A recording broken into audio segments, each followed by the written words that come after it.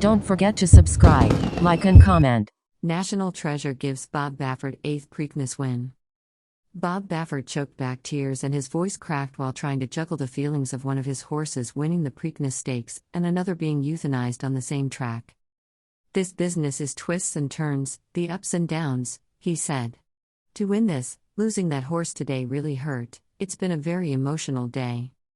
National Treasure won the Preakness on Saturday in Baffert's return to the Triple Crown Trail following a suspension, but it came hours after another 3-year-old colt, having a meltdown, was put down because of a left leg injury in an undercard race.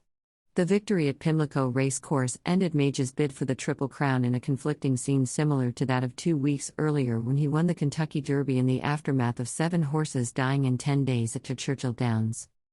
National Treasure, the 5-2 seconds choice, held off hard-charging Blazing Sevens down the stretch to win the 1 3/16 mile, $1.65 million race by a head in 1 minute 55.12 seconds. "He fought the whole way," jockey John Velasquez said of National Treasure. "He put up a really good fight, that's what champions do." National Treasure paid $7.80 to win, $4 to place and $2.60 to show. Blazing Sevens paid $5 to place and $2.80 to show. Mage finished third after going off as the 7-5 favorite, paying $2.40 to show. Despite the smallest Preakness field since 1986, horses at the lead went much slower than in the Derby, and that did not benefit Mage's running style of closing late and passing tired rivals down the stretch. "Slow, very slow," Mage's trainer, Gustavo Delgado Sr., said. Mage's defeat means there will not be a Triple Crown winner for a 5th consecutive year, since Baffert's Justify in 2018. Baffert became the face of the sport after his American Pharaoh ended a 37-year Triple Crown drought in 2015. Since Medina Spirit was disqualified from the Derby, though, Baffert has turned into a polarizing figure.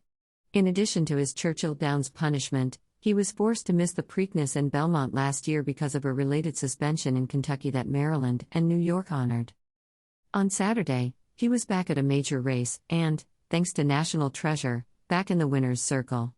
The victory is Baffert's 8th at the Preakness, which breaks a tie with 19th-century trainer R. Wyndham Walden for the most all-time. "You can't do it without the group of owners I have that have stuck by me through all of this negative, all this bad stuff that's happened to me in the last few years," Baffert said. "Days like this, it's not really vindication.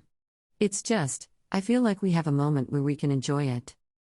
Even that wasn't simple, given the somber scene earlier in the day, when having a meltdown stumbled and unseated jockey Luis Saez.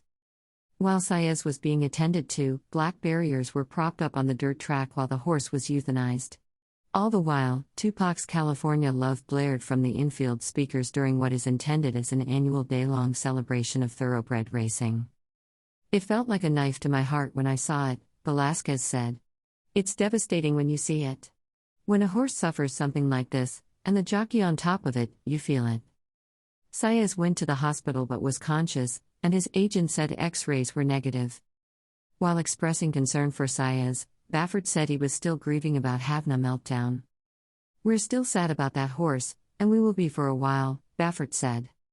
While horse racing deaths in the United States are at their lowest level since they began being tracked in 2009, adding another at the track hosting a Triple Crown race will only intensify the internal and external scrutiny of the industry. Those inside it have said they accept the realities of on-track deaths of horses while also acknowledging more work needs to be done to prevent as many as possible. In that vein, new national medication and doping rules are set to go into effect on Monday. The federally mandated Horse Racing Integrity and Safety Authority, which already regulated racetrack safety and other measures, will oversee drug testing requirements for horses that should standardize the sport nationwide for the first time. Don't forget to subscribe, like and comment.